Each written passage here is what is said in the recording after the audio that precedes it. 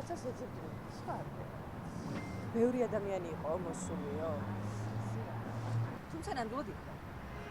ყველა ამბობს იყვნენ და ხარებას დაჯგუფების წევრები, რომ ფიტნეს კლუბში იყვნენ, ამას ეს შემთხვევის ადგილას გადაღებული ფოტოც მოწმობს. ასამდე ნიღბიანი ასპრიას წერეთლის ფილიალში შევარდა და იქ მყოფებს ტელეფონის ხელში აღებაც კი აუკრძალა. დაჯგუფების წევრები ქვემო ქართლის ვიცე-გუბერნატორის გიორგი შინჯიკაშვილის გარემოცვის წევრს, გიორგი უბილავას ეძებდნენ. მას შემდეგ, რაც შემთხვევის ადგილას ჟურნალისტები მივიდნენ, ფიტნეს კლუბმა განცხადება გაავრცელა, სადაც მხოლოდ ინვენტარის დაზიანებას უარყოფდნენ. ამით ირიბად აღიარეს, რომ დაჯგუფება დარბაზში ნამდვილად იყო.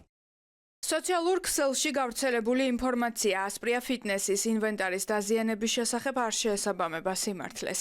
ასპრია ფიტნესის დინამოს ფილიალში არის სიმშვიდე და მომხმარებლები ჩვეულ რეჟიმში განაგრძობენ ვარჯიშს. ფიტნეს კლუბში მომხდარს კვლავ საგულდაგულოდ მალავენ. შენობის შესასვლელში რამდენიმე კამერაა დაყენებული, თუმცა ამტკიცებენ, რომ არც ერთი მუშაობს.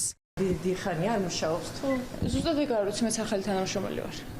მაგრამ კამერები არ მუშაობს მიუხედავად იმისა, რომ რამდენიმე კამერა აყენია უშუალოდ აქ შემოსასვლელში. ხო, ხარველზე არის ვიცი დროებით, მაგრამ მოგგვარებენ ვიცი ეგეც.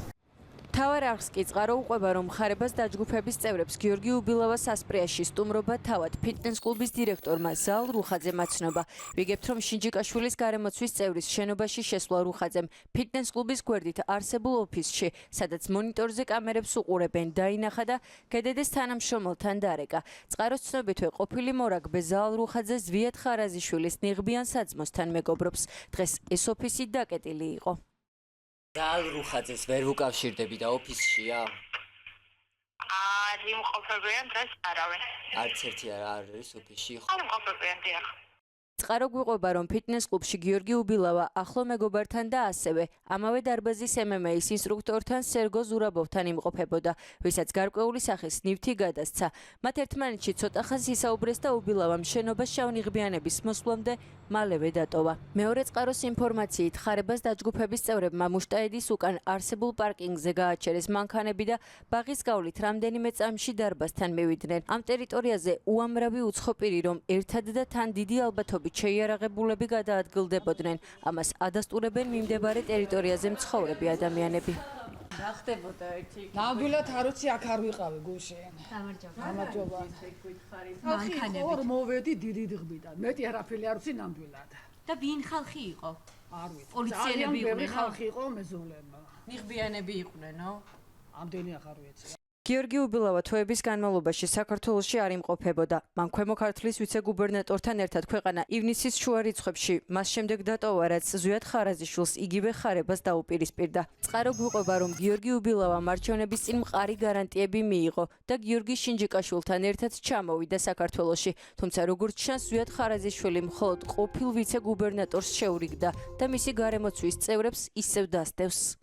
გიორგი უბილავას სახელი არაერთ გახმაურებულ საქმეში ფიგურირებს. ის 2016 წელს კორცხელში ოპოზიციაზე თავდასხმაში მონაწილეობდა. უბილავა ჟურნალისტების ყურადღების ცენტრში წელსაც მოექცა, როდესაც მაისის დასაწყისში გმირთა მოედანზე აქციის მონაწილეებს ის და მისი სპორტსმენი მეგობრები თავს დაესხნენ და ფიზიკურად გაუსწორდნენ.